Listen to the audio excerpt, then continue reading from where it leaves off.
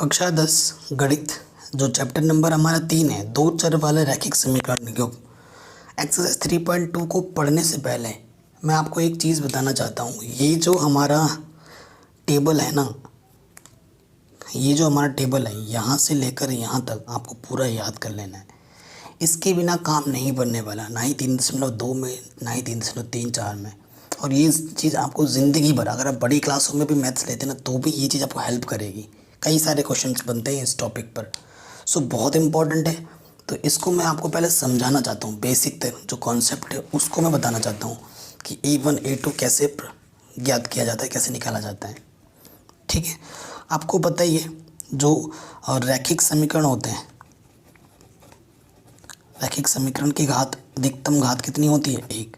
रैखिक समीकरण अगर आपके पास है दो चर वाले, कैसा उसका व्यापक समीकरण क्या होता है? ax + by + c = 0। तो हमारे पास चर क्या है? हमारे पास x और y हैं, तभी इसे रैखिक समीकरण बोला गया है दो चर वाला। और इसका जो गुणांक है a और ये जो b, ये क्या है? गुणांक है। इस चर का ये क्या है? गुणांक है। और ये c क्या है? ये c होता है अचर पद। ठीक है, सो अगर आपके पास क्वेश्चन आता है तो ऐसे लिखा है कि 2x + 3y = 2, तो पहली बात तो यह है कि आपको दाएं पक्ष में कुछ भी नहीं छोड़ना है। दाएं पक्ष में अगर कुछ लिखा है उसको बाएं पक्ष में ले आओ। 2x + 3y, ये प्लस का 2 इधर आके क्या होगा? माइनस का 2। ये हमारे पास समीकरण 1 है। और मानो हमारे पास समीकरण दूसरा क्या दे रखा है? 3x - 2y + 5 = 0। ठीक है, ये हमारे पास समीकरण नंबर दूसरा है। तो हमें क्या मिलता है? देखिए हमें क्या मिलता है समीकरण 1 से। अगर समीकरण 1 की बात करें, ऐसे लिखेंगे यहाँ समीकरण 1 से जो a1 होता है ना, वो x का गुणांक होता है 2। जो b1 होता है वो y का गुणांक होता है 2। और जो c1 होगा वो कितना होगा? -2। चिन्हों का भी अति महत्वपूर्ण उपयोग है, चिन्ह सहित हमें चीज़ों को लिखना है। यहाँ से देखिए, यहाँ से क्या हो जाएगा? a2 x का गुणांक 3, b2 y का गुणांक -2 और c2 क्या होगा? 5। ठीक है, गुणांक कैसे लिखे जाएंगे वो तो आपको पता चल गया। अब हम बात करेंगे टेबल्स की, कि इनको लिखना तो चलो ठीक है, अब इनका मतलब समझा देता हूँ कि अगर a1/a2 बराबर नहीं होता b1/b2 के, तो प्रतिच्छेद करती हुई रेखाएं होती हैं और केवल एक हल होता है। इसका मतलब समझा देता हूँ कि क्या बोल रहे हैं पहले वाले में। अगर a1/a2 बराबर ना हो b1/b2 के, तो ये जो है ना, ये किसको प्रदर्शित करती है? किस समीकरण को? रेखा के समीकरण को, क्योंकि x की घात और y की घात रैखिक है, घात 1 है। तो जब भी आपके पास कोई चर हो और उसकी घात 1 हो, तो हमेशा किस चीज़ को प्रदर्शित करती है? रेखा को प्रदर्शित करती है। ठीक है, ये आपको हमेशा पता होना चाहिए, वो हमेशा रेखा को प्रदर्शित करती है। ठीक, तो a1/a2 बराबर नहीं है b1/b2 के। इसका मतलब क्या है कि दो लाइन जो है, दो रेखा आपस में यूँ एक बिंदु पर कट करेगी। हमेशा जितने कट होते हैं उतने ही आपके हल होते हैं। कितना कट किया है इसने? केवल एक कट किया है, एक बिंदु पर प्रतिच्छेद किया है, तो यहाँ पर एक ही हल होता है। तभी यहाँ लिखा जाता है केवल एक हल। प्रतिच्छेद करती हुई रेखाएं होती है और केवल एक हल होता है। जब a1/a2 बराबर होगा b1/b2 के, बराबर होगा c1/c2 के, तब कैसा हल होगा? संपाती रेखाएं, और इसके होते हैं अपरिमित रूप से अनेक हल। अब मैं आपको संपाती रेखा का मतलब समझा देता हूँ। जब ये वाला कंडीशन आएगा, ठीक है, संपाती रेखा का मतलब क्या होता है? एक रेखा यूँ गया, उसी के ऊपर से दूसरा रेखा भी इसी के ऊपर से गया। आपको दिख रहा है एक रेखा, लेकिन है दो रेखा। एक्चुअल में एक ही रेखा होता है। एक रेखा के ऊपर से दूसरी रेखा गया है, तो ये इसको कितने पॉइंट्स पर टच करके जा रहा है? सारे पॉइंट्स पर टच करके जा रहा है। ठीक है ना, तो इसके इतने सारे पॉइंट्स है कि हम गिन नहीं सकते हैं। तभी इसका क्या होता है? अपरिमित रूप से अनेक हल होते हैं। किस इंटरसेक्टिंग पॉइंट तो पूरा का पूरा ही हो गया है ना, इसमें इतने सारे पॉइंट है कि हम गिन नहीं सकते, है ना, पूरा सारा इसके ऊपर पॉइंट है। तो ये अपरिमित रूप से क्या होता है, अनेक हल होता है इसका मतलब। और तीसरा कंडीशन क्या है हमारे पास, अगर A1/A2 बराबर होता है B1/B2 के और बराबर नहीं होता है C1/C2 के, तो क्या होते हैं, समांतर रेखाएं होती हैं। ये और ये रेखा आपस में क्या होती है, समांतर होती हैं। समांतर होने के वजह से ये कभी आपस में यूँ कट नहीं करेंगी, कभी भी आपस में जाकर जुड़ेंगी नहीं, कहीं पे मिलेंगी नहीं। और कहीं पे कट नहीं मिलेगा, कहीं पे मिलेगा नहीं, जुड़ेगा नहीं, तो उसका कोई हल नहीं होगा, क्योंकि उसने कभी टच ही नहीं किया आपस में। जब टच नहीं किया तो हल ही नहीं होगा, इसी वजह से इसका कोई भी हल नहीं होता है। अगर ऐसा आएगा तो कोई हल नहीं। तो यहाँ लिखा है समांतर रेखाएं, कोई हल नहीं। ठीक है, तो चीज़ें तो हम समझ गए हैं। अब आते हैं हम प्रश्नावली में। ठीक, प्रश्नावली 3.2। ठीक है, इन क्वेश्चनों को, पहले वाले क्वेश्चनों को ग्राफ पेपर में सॉल्व करना है। ओके, तो पहला क्वेश्चन हम पढ़ रहे हैं, क्या बोल रहे हैं, निम्न समस्याओं में रैखिक समीकरणों के युग्म बनाइए और उन्हें ग्राफी विधि से हल किए। मतलब समीकरण बनाना है और उस समीकरण को हल करना है, किस में, ग्राफ पेपर में। ग्राफ पेपर की मदद से आपको आपका आंसर देना है। ठीक है, ऐसे सरल करके नहीं मत देना है, विलोपन विधि ये सब, आपको सिंपल सरल करके आंसर देना है। तो पहला क्वेश्चन पढ़ते हैं हम,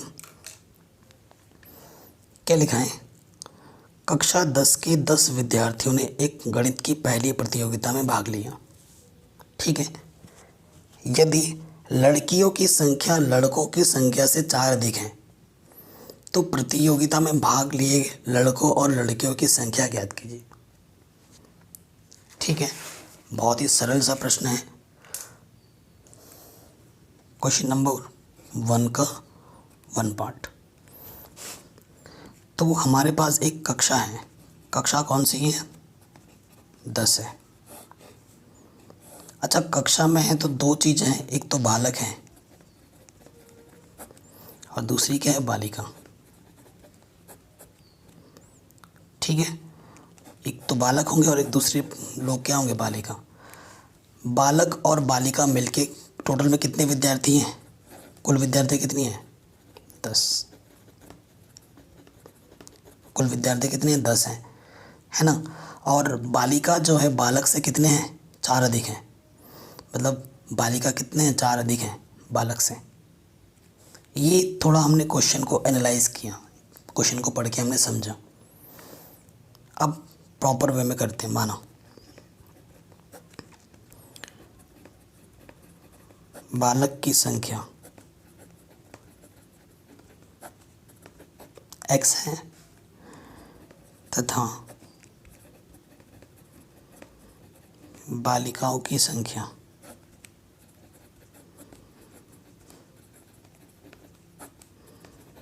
y है। कोई दिक्कत नहीं है, चूंकि कुल विद्यार्थी कितने हैं, कुल विद्यार्थी कितने हैं, 10। कुल विद्यार्थी का मतलब लड़का और लड़की मिलके कितने हैं, 10। लड़का प्लस लड़की मिलके कितने हैं, 10। लड़का को हमने कितना माना है, x, और लड़की को हमने क्या माना है, y। तो x प्लस वाई मिलके कितने बने, 10। ये हमारा पहला समीकरण आ गया। ठीक है, अब प्रश्नानुसार प्रश्न में क्या बोला है, ठीक है, प्रश्न में क्या बोला है, जो बालक हैं, जो बालिकाएं हैं, बालिकाएं बालक से कितने अधिक हैं, 4 अधिक हैं। ठीक है, बालिकाएं ज़्यादा हैं, बालक कम है। कितने, बालिकाएं कितने ज़्यादा हैं, 4 ज़्यादा हैं। तो अगर बराबर करना है, मैं आपको एक चीज़ बताता हूँ, इसके पास 5 रुपये है, इसके पास 2 रुपये हैं, तो इसके पास 3 रुपये ज़्यादा है। अगर आपको बराबर करना है, या तो इधर 3 जोड़ दो, या फिर बराबर करना है तो इसमें से 3, बड़े में से 3 घटा दो, जो आपको सही लगे, तभी तो आपस में इक्वल आएगा, बराबर आएगा। तो बालिकाएं बालक से कितने ज़्यादा हैं, 4 ज़्यादा हैं तो 4 बालिकाएं बड़ी हैं, तो बालिकाएं में से 4 क्या कर दो, माइनस कर दो। ठीक है, तो बालक को हमने x माना है, बालिकाओं को मैंने y माना है, तो प्लस का y इधर के क्या हो जाएगा, माइनस के y। ठीक है, समीकरण नंबर दूसरा। कोई दिक्कत है? कोई भी दिक्कत नहीं होनी चाहिए यहाँ तक। अब समीकरण तो हमारे बन गए, अब हमें क्या खींचना है, ग्राफ पेपर में इसको हल करना है और उसकी मदद से हमें आंसर निकालना है। तो मैं एक चीज़ बताता हूँ, आपको अगर एक रेखा खींचनी है तो आपको कम से कम कितने पॉइंट चाहिए, 2।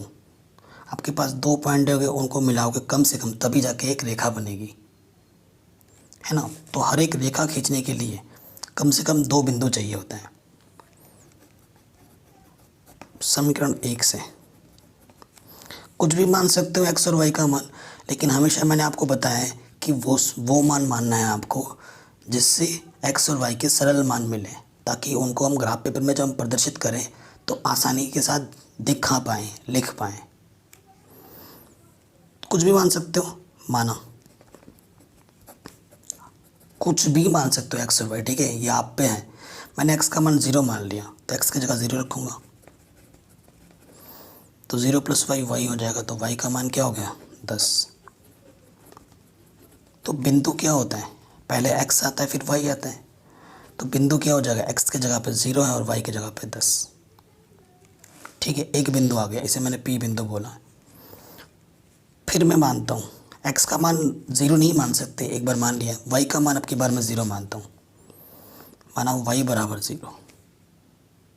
ठीक है, क्योंकि y का मान 10 है, तो y का मान 0 माना है, तो यहाँ रखूँगा x की जगह पे तो x है, y की जगह पे मैंने 0 रख दिया, तो x का मान क्या आ गया, 10। तो बिंदु Q बराबर पहले x आता है 10 और y को हमने क्या माना था, 0। तो 2 बिंदु तो मिल गए पहले समीकरण से। ठीक है, अब हम दूसरा समीकरण लेंगे। इस दूसरे समीकरण से हम क्या निकालेंगे, इस दूसरे समीकरण से हम क्या निकालेंगे, बिंदु। ठीक है, तो यहीं पे कर देते हैं, जगह बच रही है, पन्ना क्यों वेस्ट करें। माना x का मान 0, तो 0 - y बराबर -4। 0 में से y घटाएंगे तो माइनस के y, माइनस के 4, इधर भी माइनस इधर भी माइनस, कैंसिल, तो y का मान 4 आ गया। यहाँ पर लिख देना समीकरण 2 से। ठीक है, तो पहले x आता है, x को आपने 0 माना है, y आपको क्या मिला, 4, इसी मैंने r बोला। ठीक है, फिर आप क्या मानोगे, माना ये आ रहा है समीकरण 2 से, माना y की मान अब की बार मैंने 0 मान लिया, तो y को हमने क्या माना, 0, इधर क्या है, -4, तो x का मान कितना आ गया, -4। तो बिंदु क्या आ गया, पहले x आता है फिर y आता है। अब इन बिंदुओं को हमें क्या दिखाना है, ग्राफ पेपर में, इन बिंदुओं को दिखाना है हमें ग्राफ पेपर में। अब मैं ग्राफ पेपर जो बना रहा हूँ वो मैं बना रहा हूँ पेन से, लेकिन आपको पेपर पे बनाना है किससे, पेंसिल से। ठीक है, ये आपको याद रखना है। तो x का मान हमें मिला है -4, 1 2 3 4। इस तरीके से बनाना कि सारे पॉइंट ग्राफ पेपर में आ जाएं।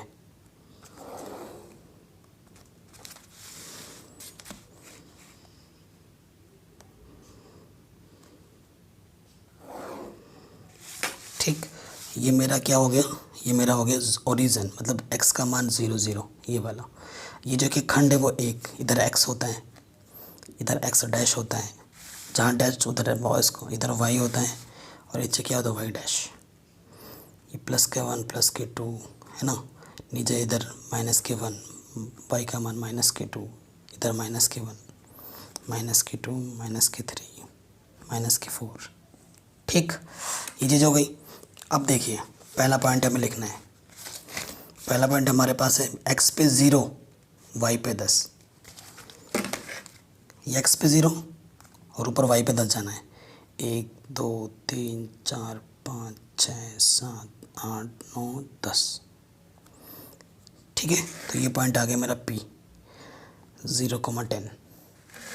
फिर मेरा दूसरा जो पॉइंट है वो है एक्स पे 10 वाई पे 0, ठीक है, एक्स पे 10 वाई पे 0, तो 3 4 5 6 7 8 9 10, एक्स पे 10 वाई पे 0, वाई पे जाना ही नहीं है, तो ये वाला पॉइंट आ गया मेरा 10,0। अब इन दोनों पॉइंट्स को हम क्या करेंगे, मिला देंगे, ठीक है, ये मिला दिया हमने। अब इस समीकरण को भी लिख देना, ये समीकरण क्या था हमारा, x प्लस वाई बराबर 10, ठीक है, लिख दिया। अब दूसरे वाले पे आ जाओ, दूसरा पॉइंट पहला क्या था, -4,0, एक्स पे -4, ये माइनस का 4 है, यहीं पे कटेगा, -4,0, एक्स पे -4, वाई पे जाना ही नहीं है। एंड अगला पॉइंट हमारे पास क्या था दूसरे समीकरण का, एक्स पे 0,4, ठीक है, 0,4, 1 2 3 4, तो ये पॉइंट आ गया 0,4 आर पॉइंट। अब इन दोनों पॉइंटों को मीट करती हुई क्या खींचनी है, लाइन।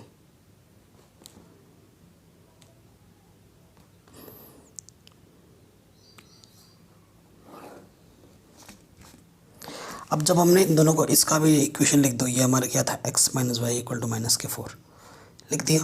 अब ये लाइन और इस लाइन ने यहाँ पर इस बिंदु पर क्या किया, कट, तो इसे हम क्या बोलते हैं, प्रतिच्छेदित बिंदु, ठीक है, जिसका नाम हम क्या दे देते हैं, टी दे देते हैं। अब ये जो प्रतिच्छेदित बिंदु है, यही हमारा आंसर है, यही हमारा क्या है, आंसर है। तो देखो यहाँ देखेंगे, x पे कितना गया 3 और y पे कितना गया 7, तो ये है 3,7, ठीक है। अतः x का मान कितना आ गया 3 और y का मान 7, यानी कि बालक कितने हैं 3 और बालिका कितनी है 7। आंसर ग्राफ पेपर से हमने निकाल दिया, x को हमने बालक माना था, y को हमने बालिका। आया समझ में?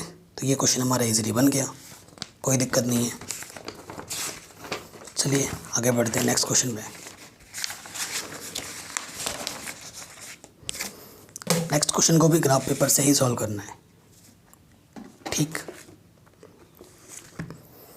सेकंड पार्ट में आते हैं।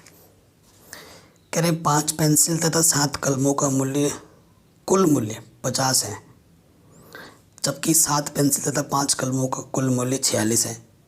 एक पेंसिल का मूल्य तथा एक कलम का मूल्य ज्ञात कीजिए, ठीक है। तो वैसे ही प्रॉब्लम है, माना एक पेंसिल की कीमत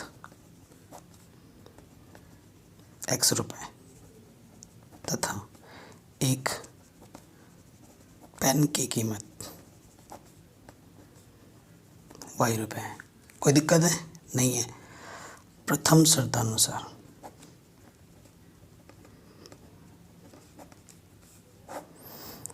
प्रथम शर्त में हमने क्या करते हैं, 5 पेंसिल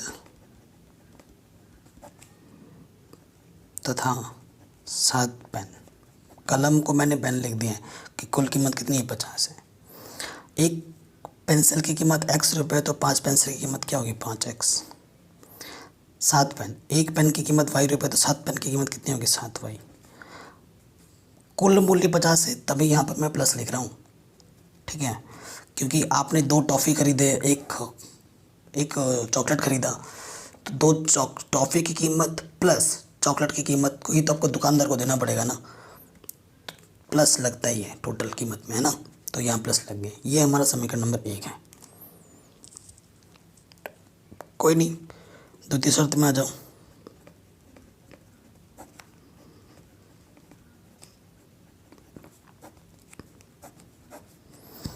द्वितीय शर्तानुसार, तो द्वितीय शर्त में क्या है, देखिए द्वितीय शर्त में क्या बोला है, 7 पेंसिल तथा 5 कलम, कुल मूल्य कितने हैं 46। 7 पेंसिल का मूल्य क्या हो जाएगा 7x, 5 कलम का मूल्य 5y। ये दूसरा समीकरण है, ठीक है, यही से हमने लिखा था कंडीशन। अब आगे बढ़ते हैं।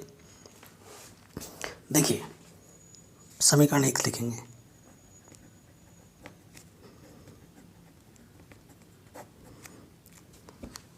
समीकरण एक से 5x + 7y है ना। तो लिख लेते हैं एक बार। अब मैं आपको पहले ही बोल चुका हूँ, हमेशा x और y के मान को किस तरीके से बनाना है, परफेक्ट पूर्णांक मिले इस तरीके से लिखना है, ठीक है। तो पहले वाले कंडीशन हम क्या करते हैं, y के मान को 0 मान लेते हैं। ये डिपेंड करता है आपकी प्रैक्टिस पे, कितना प्रैक्टिस करते हो, तभी आपके माइंड में ज़्यादा फटाफट क्लिक करेगा। तो 7 × 0 0, तो यहाँ से क्या आ गया 5x, 5 गुणे में इस तरफ आके भट्टी में आ जाएगा, 5 एकम 5, 5 के पीछे 0 लग गया। तो x का मान कितना आ गया 10। तो बिंदु पहले x आता है, x का मान 10 आया, y हमने 0 माना था, एक बिंदु मिल गया। अब आ जाओ पुनः, अब की बार मैं y को क्या मानता हूँ 10, अब की बार मैं y को क्या मान रहा हूँ 10। क्यों, देखना सोचना पड़ेगा आपको। तो y की जगह पे मैंने 10 रख दिया यहाँ पर, ठीक है। तो 5x 7 7 ही 70। अब आपके माइंड में आ गया होगा कि मैंने 10 रखा, 70 के इधर माइनस हो जाएगा, तो क्या हो जाएगा -20। 5 गुणे में इधर के बट्टे में आ जाएगा 5 को 20। तो x का मान कितना आ गया -4। तो बिंदु क्या होगा, x का मान -4 और y हमने क्या माना था 10। तो पहले समीकरण से 2 बिंदुओं में मिल चुके हैं, कोई दिक्कत नहीं है, आराम से हो गया। अब आते हैं नेक्स्ट पार्ट में।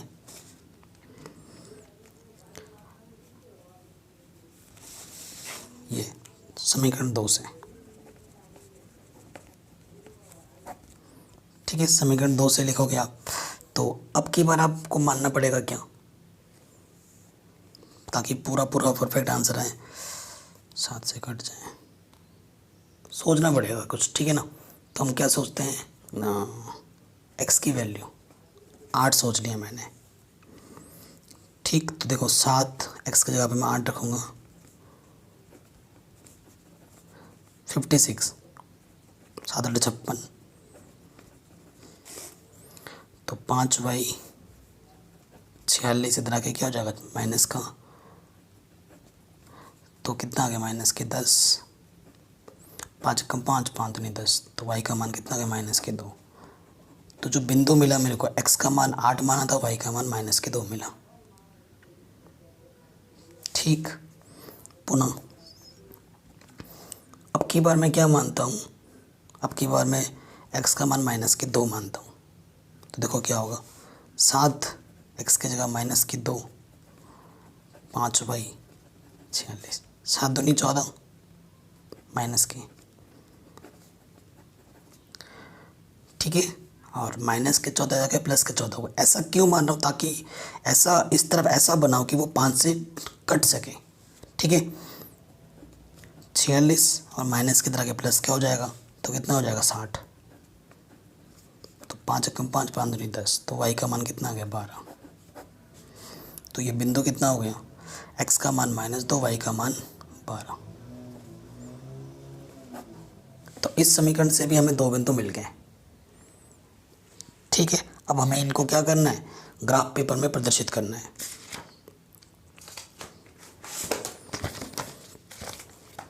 ठीक, चीज़ों को ध्यान रखो। x की वैल्यू हमें माइनस की कितनी मिली है, 2 मिली है, एक 4 भी है, 1 2 2 3 4 यहाँ पे रखते हैं।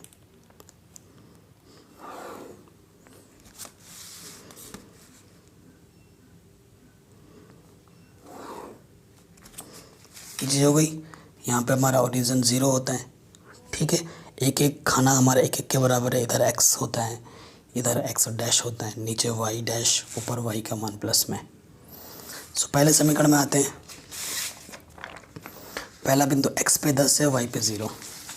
x पे 10, 1 2 3 4 5 6 7 8 9 10। x पे 10, y पे 0, यानी कि ये पॉइंट आ गया 10,0 पी पॉइंट। ठीक है, खाने लिख देना जैसे 1 2 3। उसके बाद नेक्स्ट पॉइंट है हमारा x पे -4 और y पे 10। x पे -4 यहाँ पर है और y पे 10, उसी के सीध में जाना है। 1 2 3 4 5 6 7 8 9 यहाँ पर।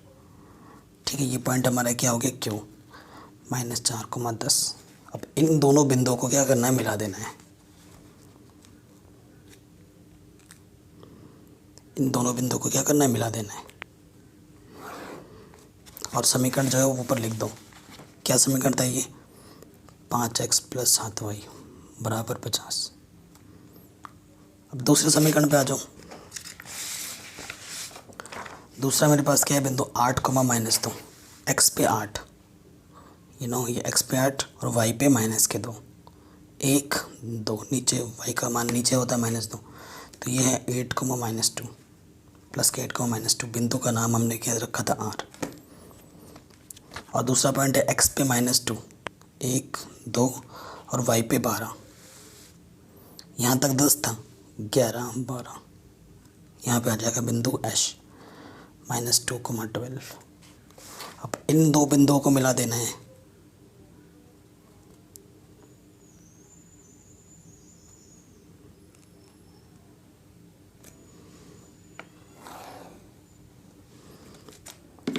ठीक है, तो जब हमने मिलाया तो यहाँ पर कट किया इसने, इस बिंदु पर। तो देखो कटान बिंदु x पे कितना है, 1 2 3। x पे 3, y पे कितना है, 1 2 3 4 5।